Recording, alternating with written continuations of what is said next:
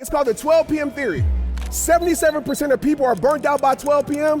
At 12 p.m., I'm just getting started. Some of you need to set better boundaries to protect your soul, to protect your life. Some of you are too accessible. The email can wait, bruh. The opportunity can wait if you really trust yourself. The text message can wait if you really trust yourself. Is it that important you can't wait an hour? No wonder why you're burnt out. Some of us were a slave to requests. Pleasing everybody else, you're a professional people pleaser. Pleasing everybody else but neglecting yourself, and you wonder why you don't have energy for the things that matter. I got a cool boundary and I gotta move forward. But before 12 p.m., you cannot reach me. Unless you're my family, unless you're purpose, or unless you're emergency. Because I realized when I didn't set that boundary in my life, when I showed up to the things that matter, like when my kids came home from school, Dad was tired, I didn't want to be bothered. I didn't have enough energy for wifey because I was so stressed out. So please set boundaries that don't budge. If you got that, say, let's get it. Mastering your self-worth isn't about changing who you are. I gotta say this, each and every one of you, you're enough. And I know that seems very cliche, but you are. Everything you've been through, everything that you're going through, I promise you, you're enough. I don't care what society says about you. I don't care how much failure you had. You're gonna say, I don't care how much adversity you endured. You are enough. Understand that and believe that. Mastering your self-worth isn't about changing who you are. It's about realizing the power that's always been inside of you and stepping into it. Whatever day y'all leave here, I want to make sure when you leave here, this is not just some inspiration, this is not just posted on social media, because that's awesome. It's great. But application creates transformation. If you don't apply the things that you're hearing, I don't care if it's one thing, a million things, your life is going to stay the same. You're not here just to clap, you're not here just to yell, you're here to transform your life. When I talk about self-worth mastery, it's the thing that changed my life. It's the biggest struggle that I know that we have in America. I mean, in the world, not even America. My inbox is full with people not knowing their worth because a lot of us, we tie our worth to extrinsic things, external things. How they feel about us, how many followers I have, how much money I have in my bank account, how many this, and that's great accomplishments. But a lot of you already know this, no matter how many accomplishments you have, it's not gonna fulfill your soul. So when I talk about self-worth mastery, it comes from self. But a lot of us, we have things in our life, relationships, grief, depression, stress, burnout. We have things in our life that's controlling how we feel about ourselves. And while it's on my heart, I want to give you a quote.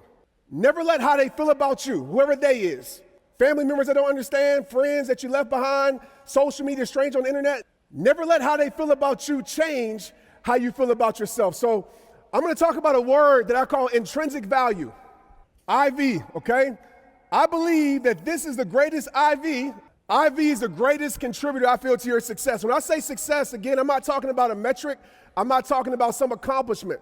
I'm talking about living in fulfillment. The greatest success you can have is living in fulfillment. My goal to all entrepreneurs is that when you walk inside your household, you love that environment that you have. Because you hear people say, Trent, you have 60 million people that follow you. That's great, but it's no point if I have 12 million people online that follow me if my kids don't like me, if my spouse don't like me. If the people around me that mean the most to me, that I love the most, have a problem with me. So my hope at the end of this conversation is that you find some real fulfillment. Because the hardest thing to success that people don't talk about is not losing yourself in the journey. It does no good to be a hero to the world and a zero to your world. It does no good to be a hero to everybody else. Everybody loves you. But those that mean the most to you haven't connected with you. Intrinsic value, how you feel about yourself. 3 things, there's really 10 principles that I talk about. But I'm gonna talk about 3 real quick so we can really get into this conversation. And I'm gonna say this while it's on my mind. I have a free assessment test, it's free. Not trying to sell anything to you, a free assessment test over self-worth. The level of self-worth that I am right now, everything he said, I'm like, hell yeah, that's possible. But if you would have asked me 10 years ago and my self-worth level was low, my intrinsic value, I would have heard what Myron said, I would have heard what Russell said, I would have heard what whoever's on this stage said, but I would have disconnected because I didn't feel it was possible for me. So when I talk about intrinsic value, I'm not talking about your dreams and aspirations. Please write this quote down. You don't rise to the level of your aspirations. You don't rise to the level of your dreams. You don't rise to the level of your intentions. You always fall down to the set point of your self-worth. So when you leave here, I'm sure the dopamine, the excitement, yeah, I can do anything. But if your self-worth level is low, your intrinsic value is a 30, you're never gonna believe when somebody brings you a 90% intrinsic value thing. Like you can make $1 million and you're like, I can never make $1 million because I came from financial poverty. I don't have this many people follow me online. So 3 things I wanna talk about really quick. Number 1, SB, an intrinsic value. Let me break this down real quick, right? Intrinsic value level, okay? This is super simple. I'm gonna move on from this in a minute. Usually I do this out of a scale from 100. You have 10 things that I talk about, but I'm gonna just say 30. If the highest you can get is 30, okay? What I see with most people is most people's intrinsic value is usually at a 30% out of 100. So with self-belief on a scale from 1 to 10, the thing that I see is most people's self-belief is at a 3. That's why when people bring you something that seems impossible, you truly don't believe in it and you disconnect because it's not real for you. We live in a social media era where we're so damn good at trying to impress everybody else. Stop proving it to everybody else and prove it to yourself. Y'all feel me with that?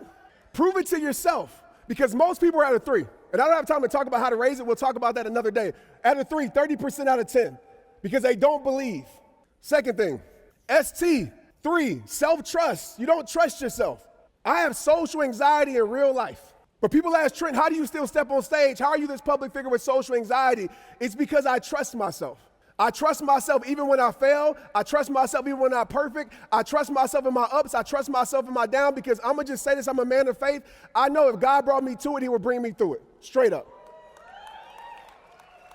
So I trust the plan that he has for my life, even when the plan don't make sense. And I know we can be in here and clap, but I know for sure there's people in here that's struggling. And some of you came for an answer, not just another thing to buy or another thing to take to the next level, but you come in here for an answer. Is this really for me?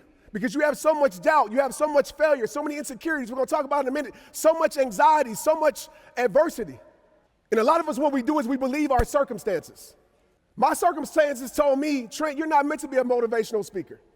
Introvert social anxiety, how does that work? If you ask my dad, this is Vegas, so if he was betting on which one of his sons would actually be a speaker, I would be the last pick. Trust yourself. Most people are at a 3. Last but not least, we'll do self-confidence. A little bit different than belief. Most people at a 3. Confidence level is low, and that's why you show up like that. I believe this is true.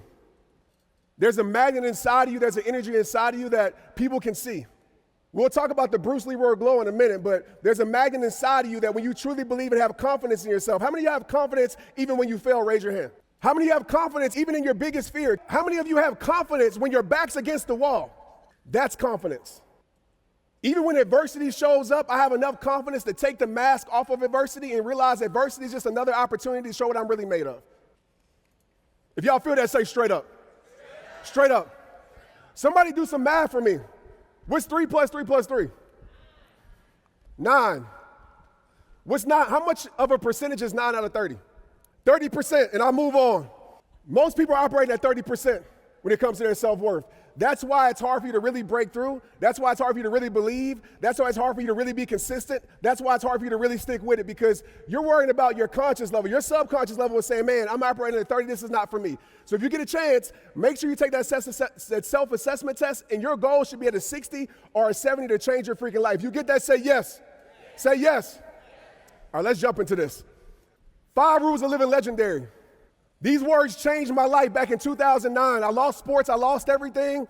I was a football player. I didn't know what I would do with my life after that. I never worked a 9 to 5. So when I lost sports, when I got cut after the 10th time, and I didn't know what to do with my life, I looked myself in the mirror and said these words. It all starts with you.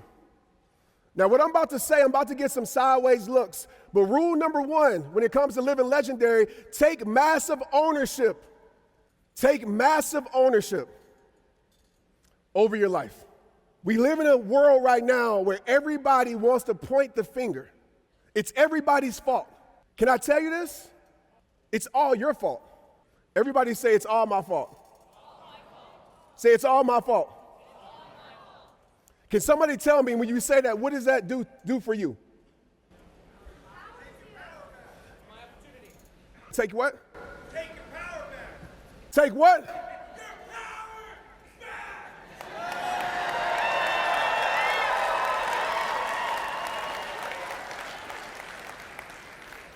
But it takes your power back. And a lot of times in this life, I'm gonna be honest, a lot of us live like this, the BC mindset, we blame and complain. It's everybody else's fault. I wanna tell you this changed my life because I was blaming my mom for not making me fast enough. I was blaming my dad for the wrong DNA, like, bro, you should have made me 6'3" so I can just make it in the NFL. I was blaming the coaches even when I was lazy. I was blaming everybody else because it made me feel good about the excuses I had for my life. It changed my life when I pointed the thumb at myself and I said, Trent, you're the problem. If you want to change your life, and I know it's hard to accept this, Say, I am the problem. Because if you're the problem, what does that mean? You're the what? So you're the solution. Take your power back. You blaming your ex from 10 years ago.